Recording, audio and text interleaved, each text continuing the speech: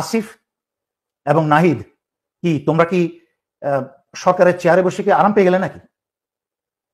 মনে রেখো, তোমাদেরকে কিন্তু বসানো উচিত ছিল প্রথমেই। আমার কথাটা পছন্দ না হতে পারে, যদি যতটুকু শিক্ষা পেয়েছো তা দিয়ে যদি চিন্তা করে দেখো আমার কথাটা কি কতটুকু মূল্যবান, এবং আমি তোমার বিরুদ্ধে বলছি না, তাহলে বুঝতে পারবে। তোমরা যেই হাজারের উপরে রক্ত ছাত্রছাত্রীর এবং জনতার রক্ত দিয়ে উপর দিয়ে হেঁটে এসে তোমরা সরকার তোমাদেরকে এই উপঢৌকন হিসাবে টেলিযোগাযোগ উমুক মন্ত্রণালয় দিয়েছে, তা তোমরা নিজেরাও জানো। সেটা তোমরা সেই মন্ত্রণালয়ের বা চালানোর যোগ্যতা তোমাদের নেই। বরঞ্চ তোমাদের দাবি করা উচিত ছিল, না আমাদের জন্য একটা আলাদা মন্ত্রণালয় খোলেন, যেটা হবে ছাত্রছাত্রীর অধিকার সংরক্ষণ মন্ত্রণালয়, এবং সেই মন্ত্রণালয়ে আমরা বসবো, যেন তোমরা স্পষ্টভাবে যে কোনো প্রয়োজনে, যে কোনো সময়, বছরের যে কোনো প্রয়োজনে ছাত্রছাত্রীর সাথে সরাসরি যোগাযোগ রেখে তাদের মতামত নিয়ে তোমরা সরকারের ভিতর থেকে চাপ সৃষ্টি করতে পারো, গিয়ে স্বরাষ্ট্রমন্ত্রীকে ধরতে পারো যে আপনি বিচার কার্যক্রম এখনো শুরু করেন নাই কেন, আপনি এসব কি বলছেন, আবল তাবল কি বলছেন এগুলা। কিন্তু তোমাদের তো কোনো বক্তব্য শুনছি না।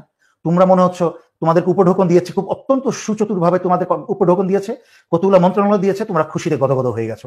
কিন্তু ভুলে যাচ্ছ তোমরা সেই রক্তের কথা, ভুলে যাচ্ছ তোমরা সেই পায়ের মাঝখানে জখম, যে পিটিয়ে তোমাদের জখম করেছে, ভুলে যাচ্ছ যে ভাতের হোটেলের হারুন তোমাদের উপর কি অত্যাচার করেছে, কি ধরনের অত্যাচারিত হয়েছে। বাঙালি জাতির একটা অনেক খারাপ চরিত্রের মাঝখানে একটা হচ্ছে খুব দ্রুত ভুলে যায়। আর তোমরা বাকি ছাত্রছাত্রী যারা বাইরে বসে তোমাদেরকে দেখছে তাদের সাথে বেইমানি করো না।